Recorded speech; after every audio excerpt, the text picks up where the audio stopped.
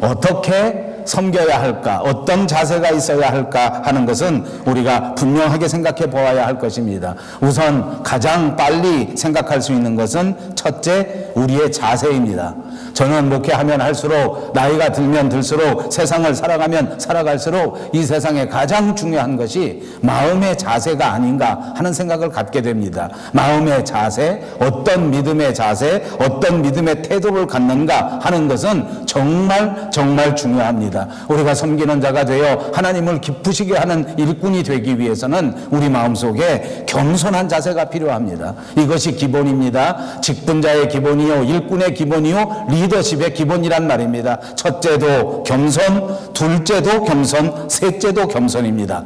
사도 바울은 오늘 성경 본문에서 자기의 과거를 이야기하면서 과거에 하나님 앞에 용서받지 못할 비방자요, 박해자요, 폭행자였다고 하는 사실을 분명하게 그리고 겸손하게 고백하고 있습니다. 15절 말씀에 보면은 자기 스스로를 말할 때에 죄인들 가운데에서도 아주 괴수 그런 신분에까지 이룰 수 있는 사람이 자기 자신이라 이렇게 말한 것입니다. 그렇습니다. 하나님께서 세우신 리더십은 무조건 겸손해야 합니다. 그리고 또 사도 바울의 자세에서 살펴볼 수 있는 것은 철저한 사명감, 이런 태도입니다.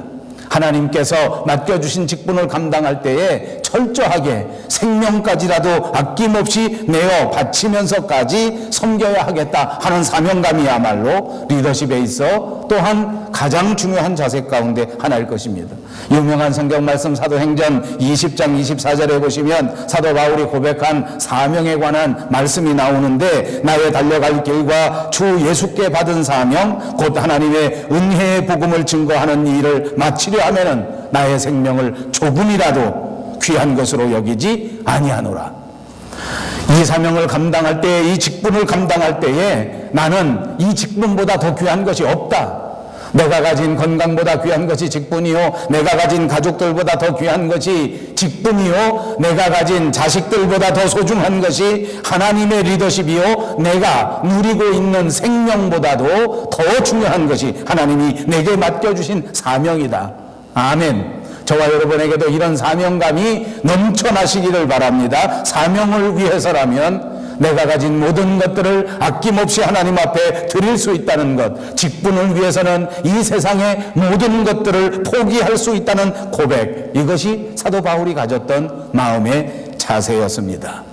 오늘 사도 바울이 오늘 본문을 통해서 말하는 것은 자기 자신의 신앙의 고백입니다. 자기에게 직분을 맡겨주신 하나님, 충성되이 여겨 하나님의 일을 감당하고 섬기는 일을 감당할 수 있도록 만들어주신 그 하나님 앞에 너무너무 감사해서 겸손한 자세로 감사합니다. 그리고 이 직분을 감당할 때에 내 생명까지 바쳐서 아낌없이 모든 것을 들여서 이 직분을 감당하겠노라고 하는 철저한 믿음의 고백이 성경 본문입니다.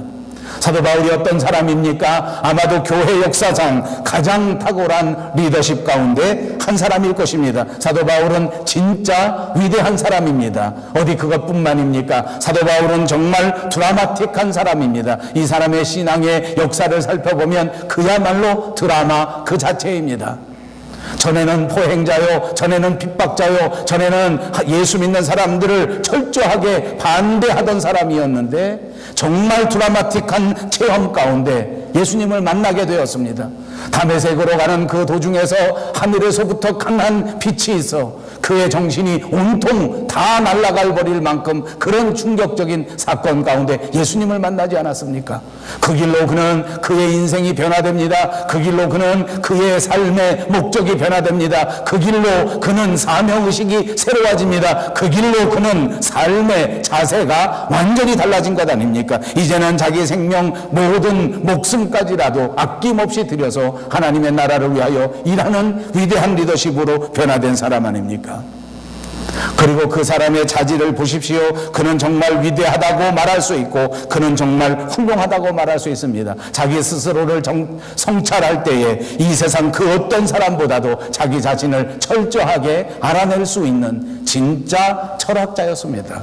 어느 사람이 과연 인생에 대하여 이토록 분명하게 정의할 수 있었단 말입니까? 어느 사람이 자기 인생에 대해 이처럼 철저하게 객관적으로 그리고 신앙적으로 해석할 수 있었단 말입니까? 자기 스스로를 성찰하는 힘이 정말 위대한 사람이었습니다. 남을 대할 때 보십시오. 그는 정말로 하나님이 보내주신 사람들을 위하여 그들을 눈물로 사랑하는 사람이 되었습니다. 그들을 사랑할 때에 이 세상 모든 사람들에게 자신 있게 말할 수 있습니다. 너희는 나를 본받으라. 내가 하나님의 사랑으로 이웃을 어떻게 대하고, 내가 하나님의 사랑으로 다른 사람을 어떻게 포용하고, 내가 하나님의 사랑으로 이 사회를 위하여 어떻게 공헌하는가 하는 것을 나를 본받으라고 자신 있게 말한 위대한 사람입니다.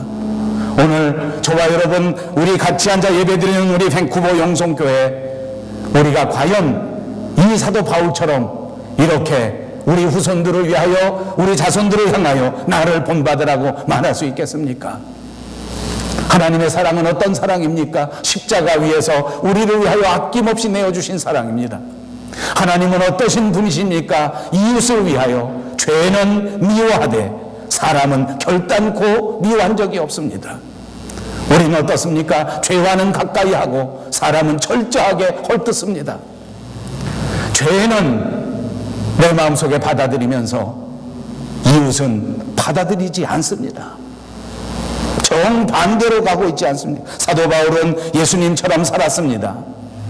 사람을 받아들이고 죄인을 용서하고 죄인을 위하여 기도하고 그를 섬길 때에 생명을 바쳐 섬겼습니다. 죄는 철저하게 배격하였습니다. 하나님의 말씀이 아니고는 그는 타협한 적이 없습니다.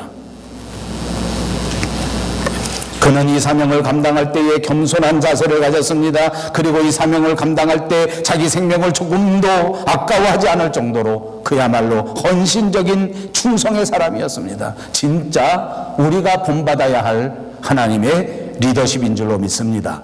오늘 이 시간 저와 여러분에게 이 사도 바울의 참다운 리더십을 본받을 수 있는 귀한 시간, 은혜의 시간이 꼭 되시기를 바랍니다. 사도 바울의 리더십의 핵심은 다름 아닌 감사의 리더십입니다. 그는 그의 직분을 허락하신 하나님을 향하여 충성을 다짐한 이후 오늘 본문에서 감사의 리더십을 보여주고 있습니다. 사도 바울은 과거에 대하여 하나님 앞에 고백하면서 감사하고 있고, 오늘 현재에 대하여 하나님 앞에 자기의 삶을 들여다보면서 감사하고 있고, 사도 바울은 미래의 소망 가운데 우리를 부르신 우리 주 예수 그리스도를 바라보면서 그 영광스러운 미래를 통하여 하나님 앞에 진정한 감사를 보여주고 있습니다. 이것이 오늘 저와 여러분이 따라가야 할 참다운 직분자 의식이요, 이것이 저와 여러분이 배워야 할 참다운 리더십인 줄로 믿습니다. 그 첫째는 과거를 돌아보면서 감사한 리더십입니다. 본문 12절 13절에는 나를 등하게 하신 그리스도 예수 우리 주께 내가 감사함은 나를 충성되이 여겨 내게 직분을 맡기심이니 내가 전에는 비방자요 박해자요 포행자였으나 라고 말씀하고 있습니다.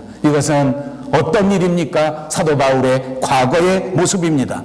바울의 지난날의 모습입니다. 철저한 유대주의자였습니다. 난지 8일 만에 할례를 받았습니다. 베냐민 지파 가운데 히브리인 중에 히브리인이었습니다. 율법으로는 바리새인들이 넘보지 못할 만큼, 그리고 열심으로는 정말 교회를 핍박하는데 그 어느 누구보다도 앞장선 사람이었습니다.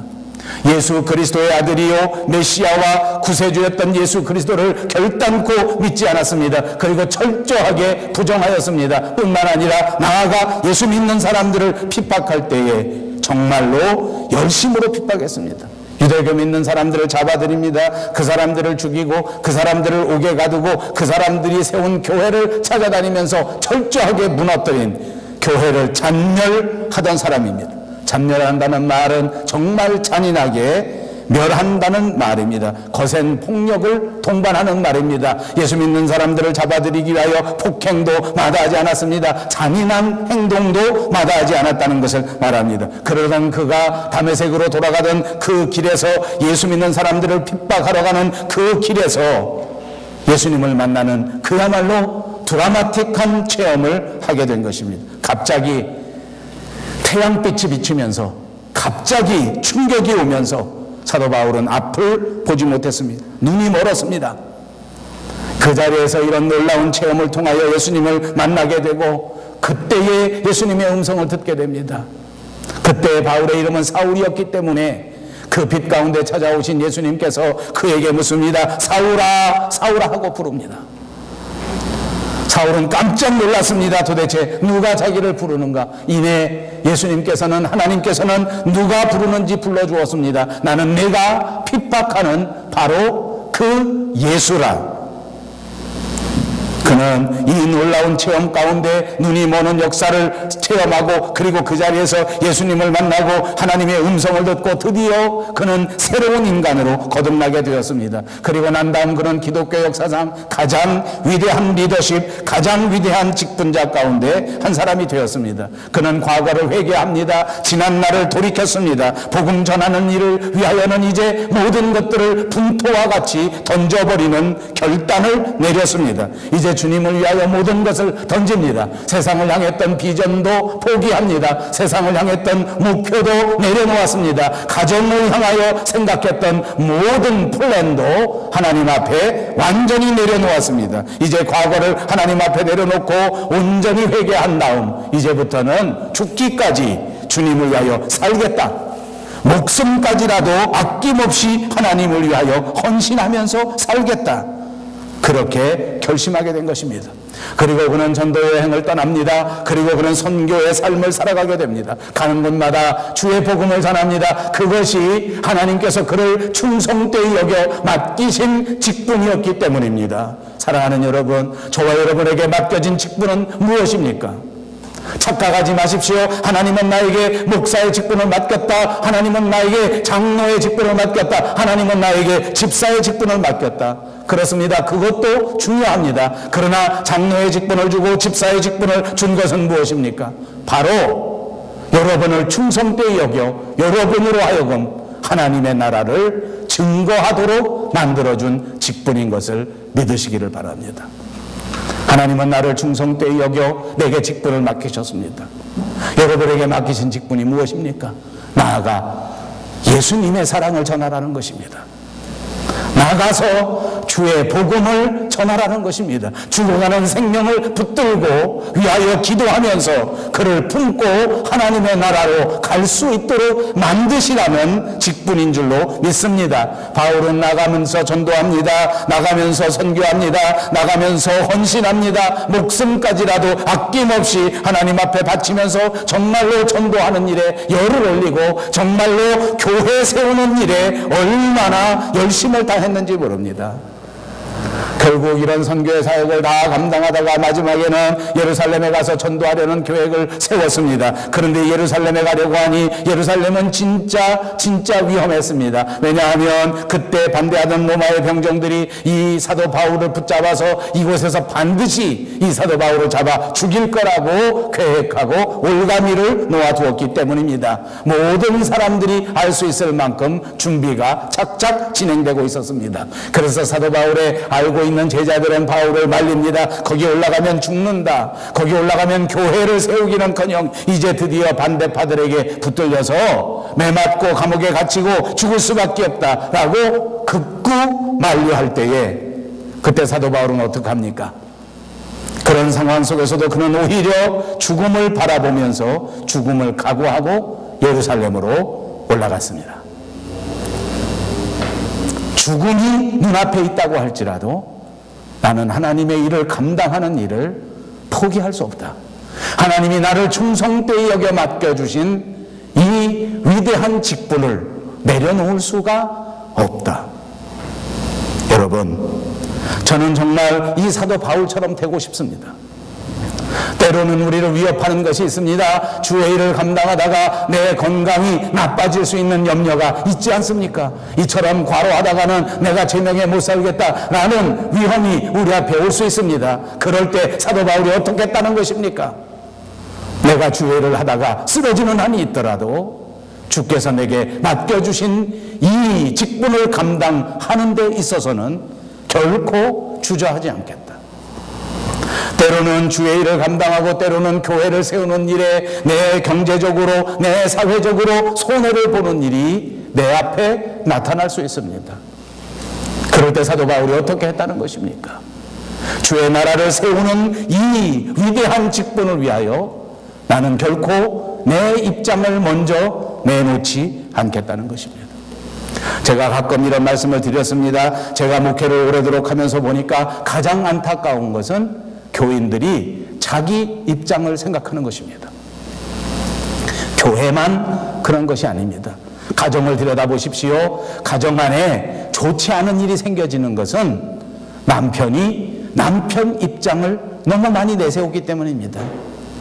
요즘은 안타깝게도 아내들이 얼마나 아내의 입장을 내세우는지 모릅니다. 여자의 입장을 내세웁니다. 그리고 어떻게 이렇게 여자 마음을 몰라주느냐고 남자를 다그칩니다. 각자 자기 입장을 내세우는 한 결코 평화는 이루어지지 않습니다. 저는 어제 정말 반가운 손님을 맞았습니다. 요즘은 여기가 여행철이라서 휴가를 맞아서 여기서 저 동부에서 여기를 들러 한국으로 가시는 분들도 많고, 저 한국에서 여기를 들러 동부로 가는 분들도 많습니다. 그래서 정말 저는 16년 만에 가장 친한 장로님 한 분을 만났습니다. 그 장로님은 제게 가장 친한 친구 가운데 한 사람이고, 그 장로님이 결혼한 그 권사님은 제가 처음 목회할 때 저희 교회에서 피아노를 반주하던 반주자 아가씨였습니다. 마침 그 권사님에게는 부모님이 일찍 돌아가셨기 때문에 저와 나이 차이는 별로 나지 않지만 저를 늘 친정아버지 같다 이렇게 말하던 분입니다. 머리가 다 휘어서 나이가 저보다 좀 많으니까 이제 조금 나이가 든 모습으로 16년 만에 만났습니다. 만나서 시간을 많이 갖지 못했습니다. 또 다음 일정이 있기 때문에 2-3시간밖에 못 있었습니다. 얼마나 시끄러운지 모릅니다. 제가 이해하기에는 이 권사님이 시아버지같이, 친정아버지같이 생각한다, 저를 그렇게 늘 말했기 때문에 진짜로 제가 친정아버지 같은 모양입니다. 저는 친정아버지는 제 딸 같아야 제가 친정아버지 같잖아요. 내가 볼 땐 내 누나 같은데 자기는 나를 친정아버지 같다고 생각하고 앉아서 제 친구 장로님의 험담을 들어놓습니다. 이 장로님은 지금도 겁이 없습니다. 간이 배 밖에 나왔습니다. 자기 마음대로 합니다. 제가 농담으로 그 장로님을 쳐다보니까 장로님은 절 보고 또 얘기합니다. 목사님, 제가 결혼할 때는 제 아내가 1000사였는데 지금은 변하여 500사가 되었습니다.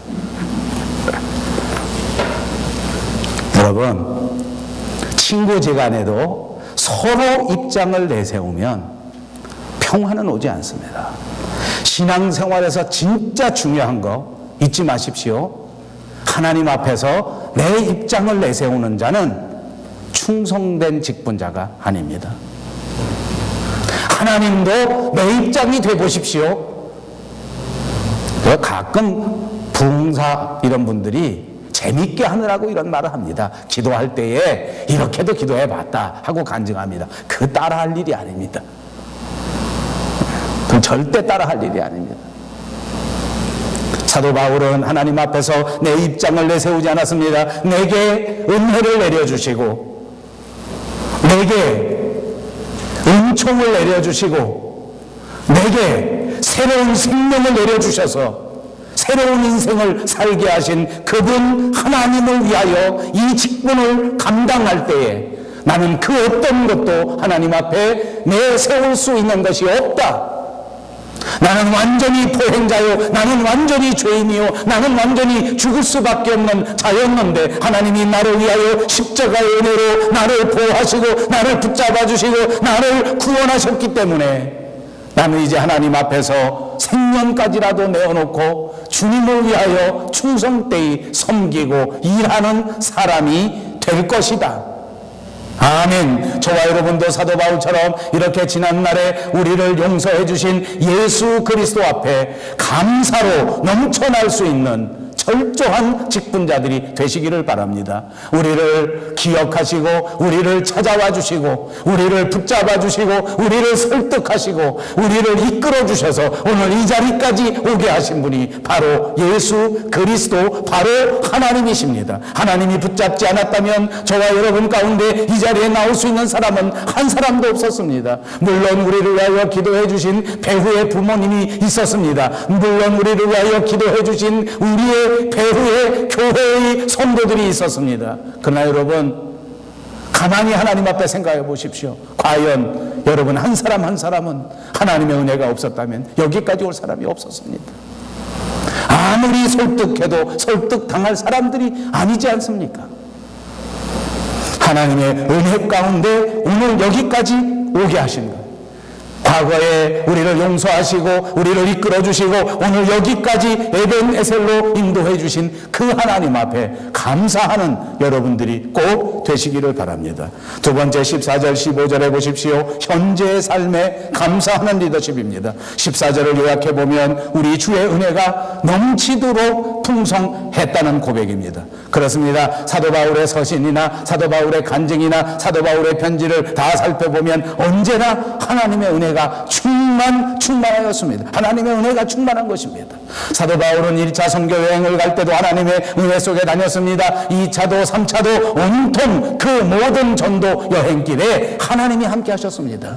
하나님이 함께 하시지 않았다면 그 선교 여행은 결코 살아서 돌아올 수 있는 길이 아니었습니다. 얼마나 많은 유대인들의 박해가 있었습니까? 얼마나 많은 방해가 있었습니까? 얼마나 많은 죽을 수밖에 없는 고비가 있었느냐는 말입니다. 그 많은 위험과 그 많은 박해를 하나님의 은혜가 없이는 통과할 수 없었다는 것입니다. 여러분 어떠신지 모르겠지만 저는 요즘 조금 마음이 약해지나 봅니다. 점점 세상 사는 일이 이렇게 어렵구나 하고 생각합니다. 목회를 하면 할수록 목회하는 일이 이렇게 어렵구나. 전에는 이렇게 어려운 것인지 몰랐습니다. 사람과 사람이 서로 마음을 통하고 사람과 사람이 서로 마음을 주고 사람과 사람이 서로 사랑하고 사람과 사람이 서로 이해하는 것이 이렇게 힘든 일이라는 것을 몰랐습니다. 그런데 정말 살아보니까 사람은 사람 마음대로 되는 것이 아닙니다. 하기야 자식도 내 마음대로 되는 것이 아니지 않습니까? 정말 어려운 일입니다.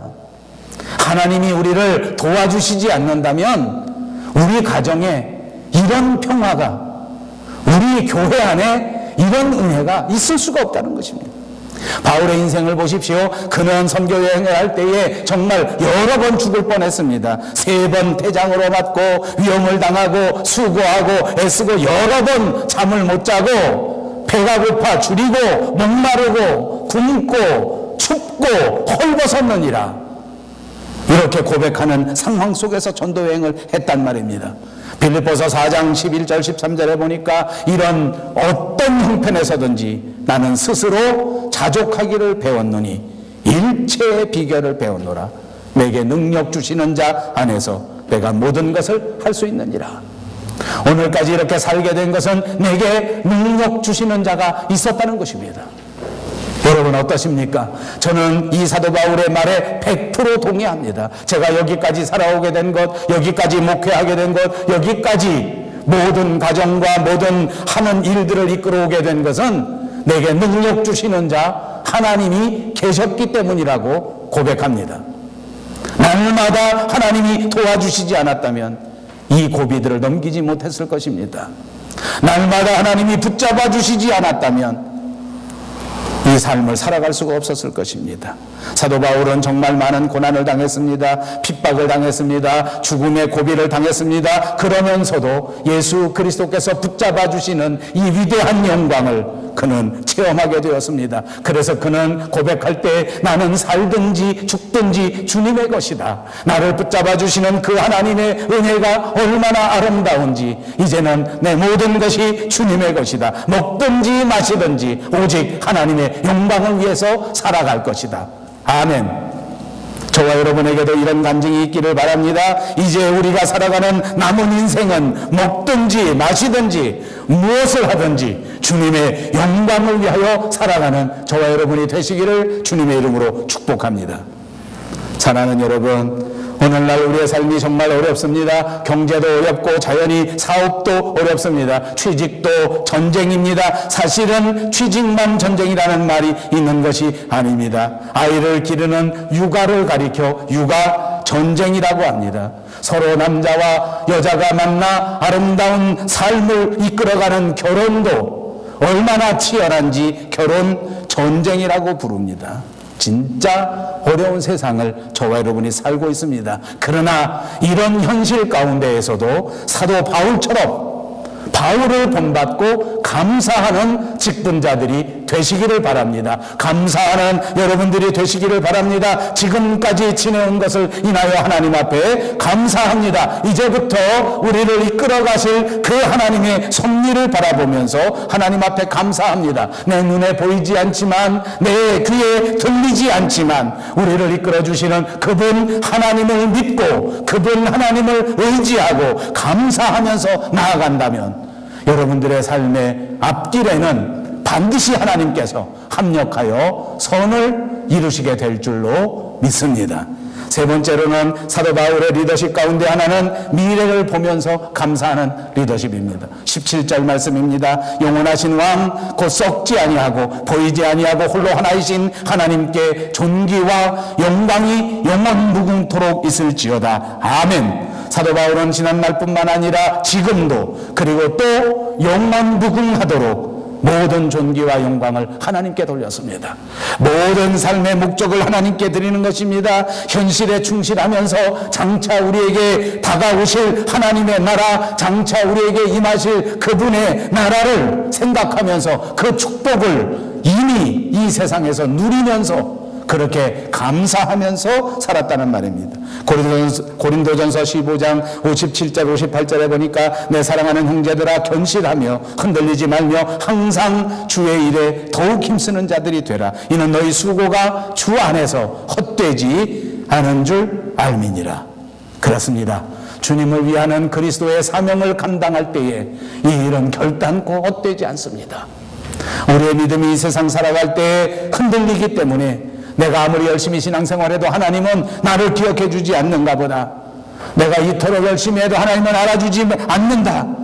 이렇게 우리가 믿음의 시험이 들을 때가 있습니다. 그러나 바울은 그러지 않았습니다. 분명한 소망의 리더십을 가졌습니다. 분명한 면류관의 신앙을 가졌습니다. 내가 이 삶을 다 살고 난 다음 주님 앞에 섰을 그때에 하나님께서는 반드시 나에게 면류관을 줄 것이다. 내가 선한 싸움을 다 싸우고 나의 갈 길을 다 마치고 내 믿음을 지킨다면 그때 이후에는 반드시 하나님께서 의의 면류관을 우리에게 내려 주실 것이다.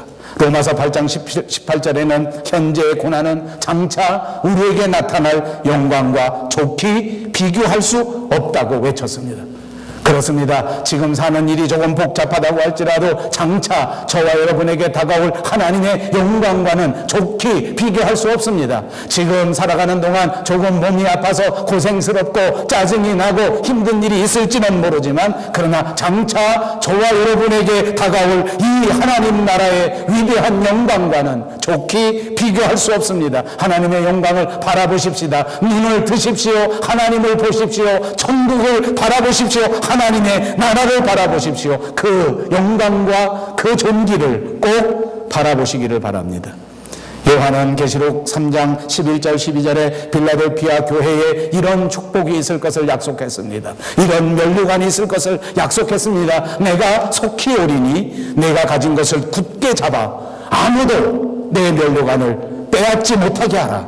이기는 자는 내 하나님 성전의 기둥이 되게 할 것이다. 아멘. 이 말씀을 믿으십시오. 이 말씀을 붙잡으십시오. 하나님께서 반드시 우리를 기억하셔서 우리에게 약속해 주신 그 면류관, 그리고 우리에게 약속해 주신 그 위대한 하나님 나라의 성전의 기둥이 되는 이 엄청난 축복을 우리에게 나리워 주실 것입니다.